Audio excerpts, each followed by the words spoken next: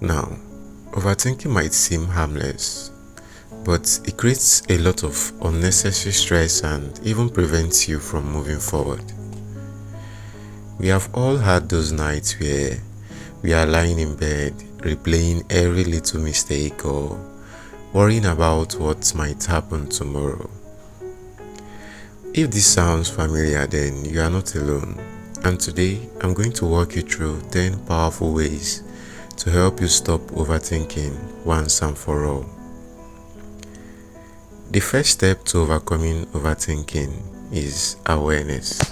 You can't fix a problem when you don't know when it is happening. When you find yourself stuck in a loop of overthinking, the first thing you need to do is to recognize it. Now, this sounds simple, but it requires practice. You have to train your mind to catch itself in the act. For instance, let's say you are worrying about a presentation at work. Instead of letting those thoughts spiral, just take a step back and acknowledge it that I am overthinking this, and it is that moment of realization that you can create the opportunity for change. Now, this takes us to the second way to break this cycle of overthinking, which is focus on what can go right. When we overthink, it is usually because we are worried about what could go wrong. We play out these worst case scenarios in our head, which only makes the problem seem bigger than it actually is. But here is the thing. What if, instead of focusing on the negative, we spend time thinking about what could actually go right? Let me give you an example. Imagine you are starting a new job.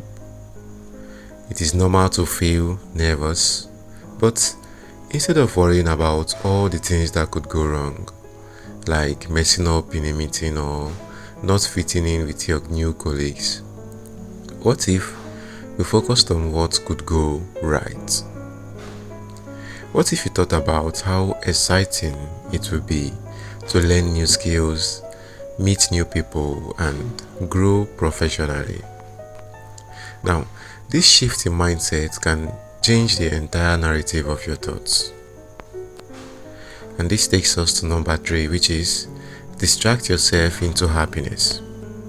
Now, I know the word distraction often gets a bad rep, but when it comes to overthinking, sometimes a little distraction can actually be what you need to break the cycle. When we overthink, we get stuck in a mental loop, and the more we focus on the issue, the worse it feels. So that is where positive distractions comes in. Think of activities that make you happy, or give your mind something else to focus on. It could be something as simple as going for a walk, playing your favorite sport, or even picking up a new hobby like painting or learning a new musical instrument. Like for me, for example, it is meditation and exercise. I find that when I'm feeling overwhelmed, a quick workout or just 10 minutes of mindfulness meditation can do wonders. It shifts my focus away from the problem and gives me a fresh perspective when I come back to it.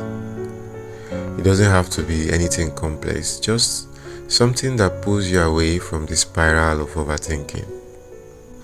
Now, number 4 is put things into perspective. Now, we have all heard about the phrase making a mountain out of a molehill. And that's exactly what overthinking can do. It can make a small issue turn into something much bigger and scarier than it actually is. Whenever I catch myself doing this, I ask myself a very simple question. Will this matter in 5 years? How about in 1 year? How about even in 1 month? It is amazing how much perspective this can bring. Suddenly, that argument you had with your friend or the mistake you made at work doesn't feel so it's shattering anymore. Let me share a quick story with you. You know, a few years ago, I had a pretty embarrassing mistake doing a work presentation. I couldn't stop thinking about it. I kept replaying the moment over and over again, imagining all the ways I could have done things differently. But then I stopped and asked myself, will this matter in 5 years? And the answer was no. Even 1 month later, no one else even remembered it. But there I was, wasting so much energy on it. And that was really a very good turning point for me. Now, let's go over to number 5, which is stop waiting for perfection. Now, this is a big one for many of us, and it is something that can fuel overthinking in a major way. Perfectionism. Perfectionism is the belief that unless something is absolutely flawless, it is not worth doing. But here is the truth. Perfection is like an illusion, and chasing it will only hold you back from achieving what you want to achieve. Now, I know this firsthand because I used to be a perfectionist. You know, I would spend hours, sometimes days, working on a project, tweaking every little details until it was just right. But now the problem with this approach is that it leads to procrastination and of course overthinking. You start questioning every decision. Is this good enough? Should I change this? And before you know it, you are wasting valuable time and energy. So here is the thing. Progress is always better than perfection. Now think of it this way. When you were learning to ride a bike, you didn't wait until you have mastered it before getting on the bike. You started by practicing, making mistakes and improving along the way. This same goes to everything in life. Aim for progress and not perfection. Now, number 6 is change your view of fear. Now, often overthinking is rooted in fear. Fear of failure, fear of judgment, and even fear of the unknown sometimes. And I get it. Fear is a powerful emotion. But what if you change the way you view fear? Fear doesn't have to be a bad thing. In fact, it can be a powerful motivator. Instead of letting fear paralyze you, use it to propel your way forward. Whenever I'm afraid of something, I remind myself that fear is just a sign that I am stepping out of my comfort zone, and that is where growth actually happens. One technique that really helped me is reframing my fears. For example, instead of thinking, what if I fail? I ask myself, what if I succeed? It is such a simple shift, but it makes a huge difference. Fear doesn't have to stop you. It can actually guide you towards new opportunities. For number 7, use a timer. This one is kind of super practical, and it is perfect for those of us who get stuck in endless loop of overthinking. The idea is simple. Set a time limit for your overthinking. Here is how it works. Now, whenever you feel your thoughts spiraling, grab a timer. Your phone stopwatch can actually do this. Now, give yourself exactly 5 minutes to worry, analyze, and think through whatever it is on your mind. Go ahead, let it all out. But when that timer goes off, it is time to stop. After about 5 minutes, grab a piece of paper and spend 10 minutes writing down everything that is worrying you or causing you anxiety. Now, it is important to write it down physically because the act of transferring your worries onto the paper can help take them out of your head. See, once those 10 minutes are up, crumble up the paper and throw it away. This symbolizes letting go of your worries. And it might sound silly, but it actually works. It gives your mind a clear boundary and forces you to acknowledge that overthinking has a limit.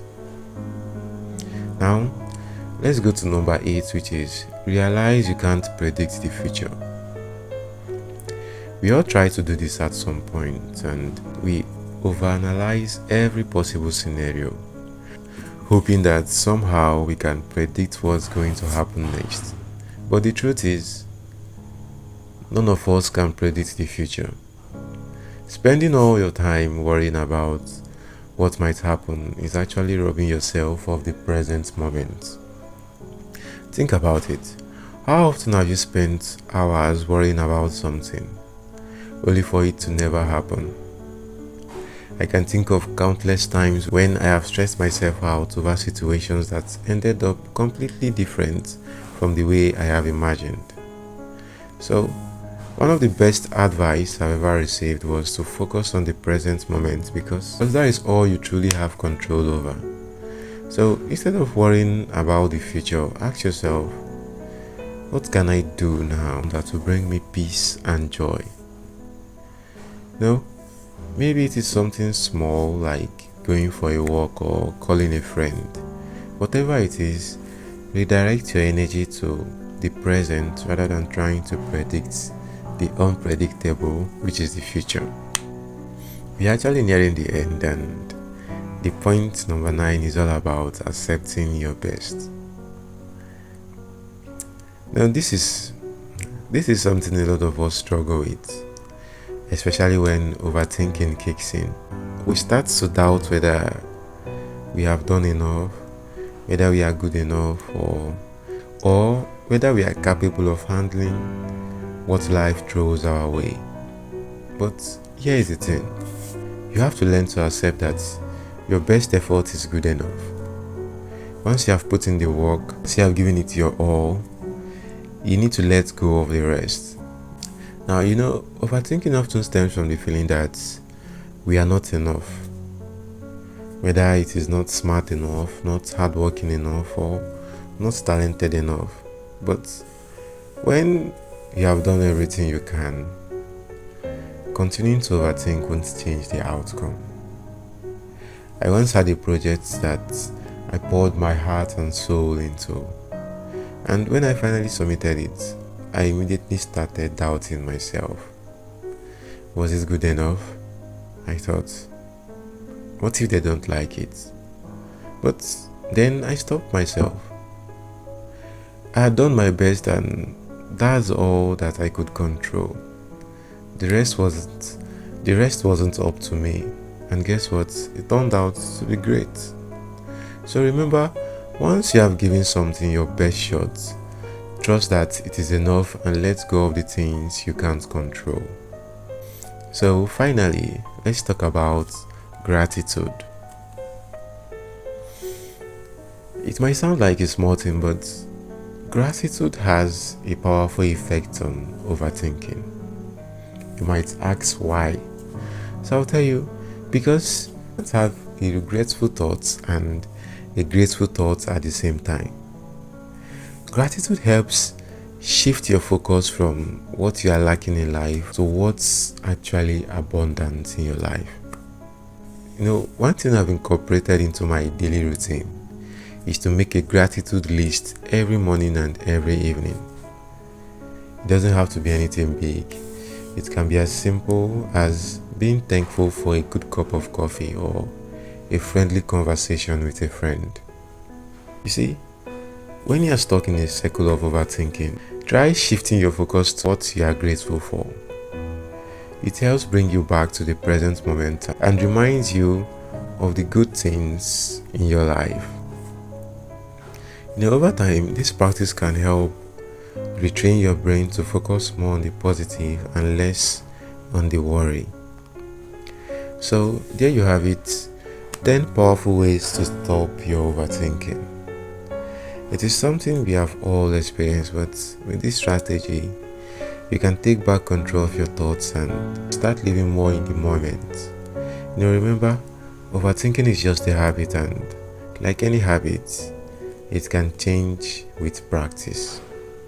So, if you found this video helpful, don't forget to hit the like button and subscribe to the channel for more content like this. And also, let me know in the comment section how you deal with your own overthinking. What strategies you have used that worked for you. I'd love to hear your thoughts actually. So, thanks for watching as always. I will see you next time. And until then, stay positive, stay present, and keep moving forward.